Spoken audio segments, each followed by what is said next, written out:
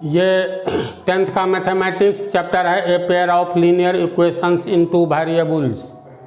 दो चर वाला रैखिक समीकरण युग्म का पाठ 25 उदाहरण 5। इसमें भी वही बात है, ग्राफ द्वारा ज्ञात कीजिए कि निम्न समीकरण युग्म, दो ठो समीकरण है ज्वारा में, निम्न समीकरण युग्म का हल नहीं है। यानी ये ज्ञात करना है, ज्ञात कीजिए कि निम्न समीकरण युग्म का हल नहीं है, अद्वितीय हल है। मतलब एक कहता है नहीं है, दूसरा कहता है अद्वितीय हल है यानी है, तीसरा कहता है अथवा अपरिमित रूप से अनेक हल हैं। यानी तीन तरह की बातें, समीकरण के तीन भेद। तो एक के अनुसार समीकरण का हल प्राप्त होता है संगत समीकरण युग्म, कंसिस्टेंट इक्वेशंस, इसमें हल प्राप्त होता है। दूसरे में हल नहीं प्राप्त होता है, तीसरे में अनंत हल होता है।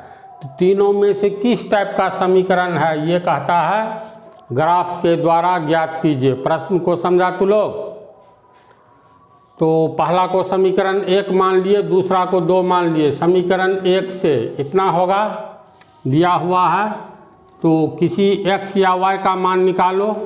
तो x का निकालेंगे तो 5x बराबर के आगे -8y जाएगा तो +8y, प्लस पीछे छिप गया, +1 आगे जाएगा तो -1, इसीलिए x बराबर 8y - 1/5।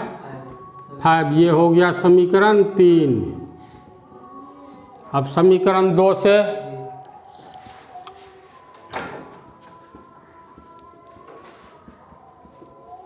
समीकरण 2 को हल करेंगे तो 3x - 24/5 y + 3/5 बराबर 0। ये भिन्न के रूप में है, इसको हम लोग सीधा कर लेंगे लघुत्तम लेकर के। तो ये हो गया 5, 5 1 का लघुत्तम 5, 5 या 15x माइनस 24y + 3 होगा ना, बराबर 0। और 15x - 24y + 3 बराबर, तिरछा गुना में 5 को 0 से गुना करेंगे 0, और 15x बराबर -24y बराबर के आगे जाएगा तो +24y, और +3 आगे जाएगा तो -3, इसीलिए x बराबर 24y - 3/15। इसको मान लेंगे समीकरण 4। इतना तक समझ गया? इसके आगे दोनों का समीकरण 3 और 4 का टेबल बनाना है। तो समीकरण 3 का टेबल,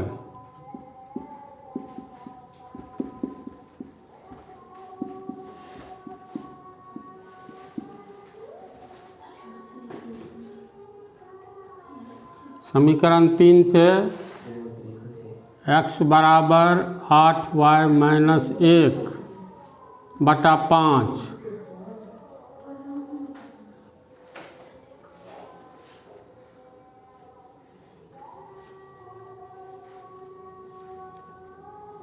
चलो अब इसमें देखो कौन सा मान रखा जाए y का,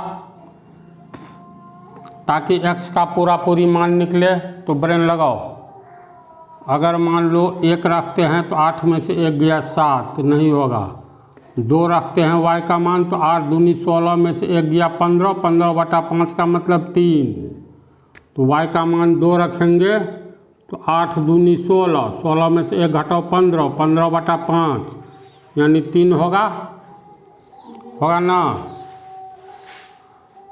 अब इसमें y का मान अगर मान लो -1 रखते हैं तो क्या होगा, तो -8 -1 होगा। देखो y का मान -1 रखते हैं तो x बराबर 8, y का मान -1 और फिर आगे में है -1/5, तो प्लस माइनस -8 -1/5। गड़बड़ हो रहा है, नहीं होगा, पूरा मान नहीं आएगा। 2 रखने पर 2 तो ले ही लिए, 3 रखने पर नहीं होगा, 4 पर भी नहीं, 5 पर भी नहीं, 6 रखे तो 8 छके 48, नहीं होगा।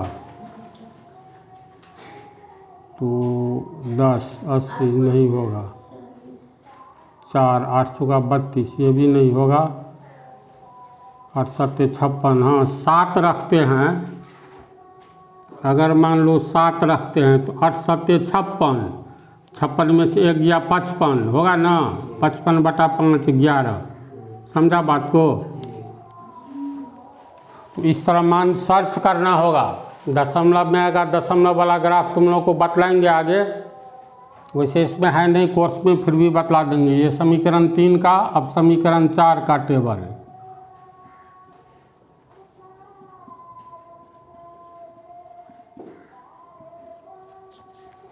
समीकरण 4 में है x बराबर 24y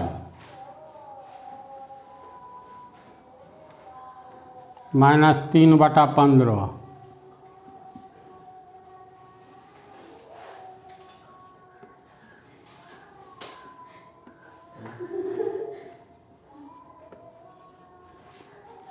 चलो सोचो। 0 रखते हैं तो नहीं होगा, 1 रखते हैं तो 21 बटा 15, 2 रखते हैं 24 दूनी 48 में से 3 गया 45, है ना। यहाँ 2 मान रखे y का, तो 24 दूनी 48, 48 में से 3 घटाओ 45, 45 बटा 15 यानी 3 होगा। 3 रखेंगे तो 24 या 72, नहीं काम चलेगा। 4 रखेंगे तो 24 चौका 96 में से 3 घटाओ तो पर भी नहीं काम चलेगा। 5 रखेंगे, हाँ y का मान 5 रखेंगे तो पर भी नहीं काम चलेगा। 24 पंचे 120 में से 3 घटाएंगे 117, 6 रखने पर 144 में से 3 गया 141, 7 रखने पर आ जाता है 24 7 7 चौका 28, हाँ आ जाएगा। 7 रखने पर बराबर 24 गुने 7 माइनस 3 बटा 15, 7 चौका 28, 7 दूनी 14, 2 16, 168 में से 3 घटा कट जाएगा, 5 आएगा यहाँ 165 बटा 15, कट गया। कितना होगा? 13 होगा, होगा ना। 11 सॉरी, 15 को 11 से गुना करेंगे 11 होगा।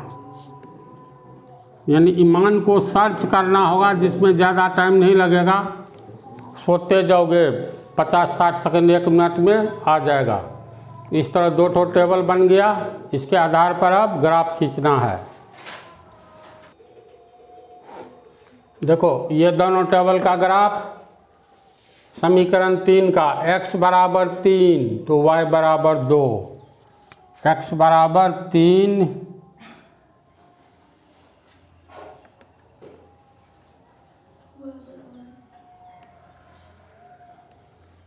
तो y बराबर 2, यहाँ काटा है ना। इसको बिंदु A दिए, x नियामक 3 y नियामक 2, समझ रहे हैं ना। x बराबर 11 तो y बराबर 7, x बराबर 11 तो 11 ये है।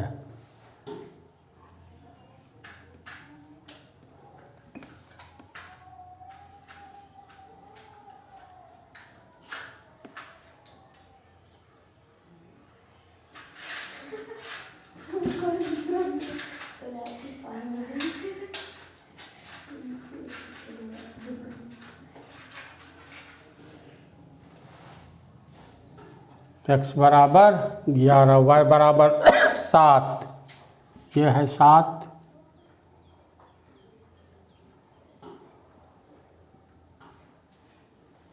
यहाँ पर काटा। इसको बिंदु B, x नियामक 11 y नियामक 7, 11 7। बड़का पटरी बैठाएंगे, दोनों को मिलाएंगे,